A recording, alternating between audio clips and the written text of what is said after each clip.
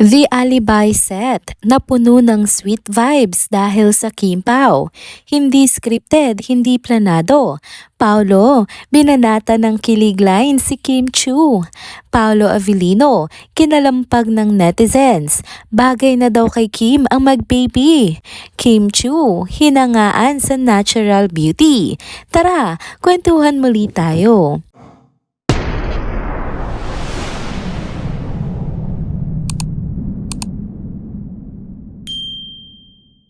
Hello mga ka-trenders!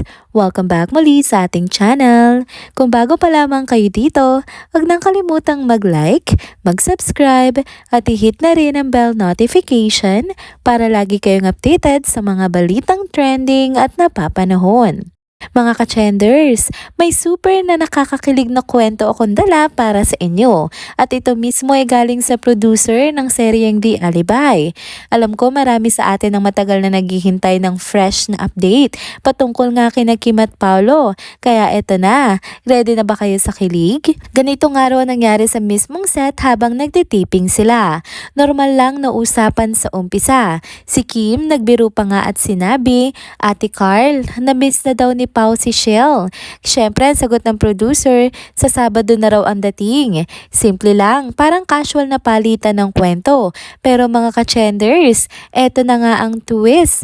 Biglang sumabat si Paolo. Sabi ni Paolo, hindi naman daw siya basta-basta nakakamiss ng tao. At habang sinasabi niya yun, tumingin nga siya daw ng diretso kay Kim. At doon na niya binanat yung nakakakuryenteng linya. Quote and unquote, ikaw lang ang namimiss ko. Mga ka-trenders, imagine niyo yung eksena. Harap-harapan niyang sinabi yun kay Kim sa harap ng lahat ng tao sa set. Ayun na nga, bigla na nga lang nag-ingay, nagkagulo at nagsigawan daw ang lahat. Hindi na nakontrol ang kilig. Parang ang saya-saya ng atmosphere na kahit simpleng linya lang, ramdam ng lahat yung totoo at genuine na vibes. Sabi pa nga mismo ng producer, grabe daw yung kilig na nararamdaman niya. At hindi lang siya kasi pati staff at crew nadala rin daw. Parang hindi taping ang nangyayari kundi parang totoong sweet moment na nag-unfold sa harap nila. Alam niyo yung feeling na parang aksidenteng nakasaksi ka ng isang private na kilig moment? Ganun nga yung dating. Tapos syempre nung na-post na nga online ang kwento, hindi na nagpahuli ang mga netizens, Ang daming nag-react. Yung comment sa mga komento nila, lahat sila sobrang kinikilig. May mga nagsabi na obvious na hindi scripted at ramdam na ramdam yung sincerity ni Paolo. May iba ring nagsabi na iba talaga pag si Kim ang kausap niya kasi halatang genuine yung closeness nila. At syempre, marami ring nag-point out na dagdag ebidensya na naman ito kung gaano nga kalakas ang chemistry ng Kim Pao, on-cam man o off-cam. At kung iisipin mo, simpleng banat lang yon pero nauwi sa isang eksenang nagbigay ng sobrang saya at kilig sa mga tao sa paligid nila. Para bang ang gaan-gaan ng vibes sa set, ang ganda ng energy at nakikita mo talaga na enjoy sila sa ginagawa nila. Hindi nakapagtataka kung bakit solid pa rin ang suporta ng mga fans kasi kahit sa likod ng camera, ramdam mong totoo yung connection nila. Alam nyo mga ka-trenders, ito yung mga tipo ng moments na hindi mo talaga mabibili, Walang script, walang rehearsal, natural na natural lang. At ito rin yung klase ng kwento na pinapahalagahan ng mga fans. Kasi bukod sa mahusay silang artista, nakikita rin natin yung authenticity ng samahan nila. Kaya habang lumalabas ang ganitong mga behind the scenes stories, mas lalo tayong na-excite at mas lalo tayong na-entertain. Kasi hindi lang basta love team sa harap ng camera ang Kim Pao. May magic din sila behind the scenes na nakaka-capture nga ng puso ng mga tao. Kaya mga ka-trenders, abangan pa natin kung ganito na nga ang mga kwento sa set ng The Alibi, tiyak mas marami pa tayong maririnig na nakakakilig na moments at sigurado mas lalo pa tayong kikiligin, matutuwa at mai-inlove sa tambalang ito. Next topic naman tayo mga ka-chenders. Alam nyo, kahit sobrang busy ni Kim sa trabaho, projects, endorsements, rehearsals, parang may superpower talaga siya pagdating sa family time. Kamakailan nga lang uli, dinalaw niya ang kapatid niya at syempre ang super cute niyang pamangkin. Grabe mga ka-chenders, napaka-cute talaga. Habang tinitingnan ko nga yung mga pictures nila, hindi ko maiwasan ding mapangiti. Yung baby, sobrang ka-cute. Tapos si Kim parang naguglow pa habang karga-karga siya.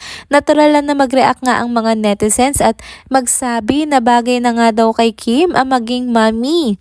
At syempre hindi mawawala ang konting hirit patungkol nga kay Paolo Avellino sa mga comments nila. Boom! Uminit nga ang usapan din online.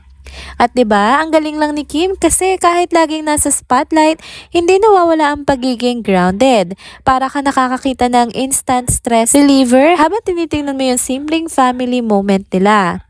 Pero wait, hindi lang yun. Sa kanyang IG story, nakita rin ng mga fans yung natural look niya. Walang makeup, walang filter, puro Kim Chu lang. At grabe, iba talaga yung confidence niya. Ang cute pa kasi may tattoo pa siya sa leeg at dibdib na may nakasulat na Amore. Para sa mga fans ng The Alibi, hello Stella vibes. Kahit behind the scenes lang, may touch ng storytelling. At syempre may mga fans na hindi talaga nakapagpigil tapos may mga hirit pa nga kay Paolo, parang dagdag excitement lang sa trending moment. Yung iba amazed na kahit walang makeup, litaw pa rin ang natural na beauty ni Kim. Yung iba, kinikilig sa wacky side niya. Kasi si Kim, hindi lang glam, candid at masaya pa kaya relatable siya sa lahat. Habang nagbabandi nga sila ng pamilya, makikita mo rin yung effortless style niya. Kahit simpleng damit lang, confident pa rin. Ang simple pero inspiring talaga. Kaya naman solid ang suporta ng mga fans, hindi lang artista, role model din sa pagiging authentic at grounded. Pag pinagtugtong-dugtong mo nga ang lahat, family vibes, natural look, tapang ipakita ang totoong sarili, parang lesson yan nga lahat sa buhay, 'di ba?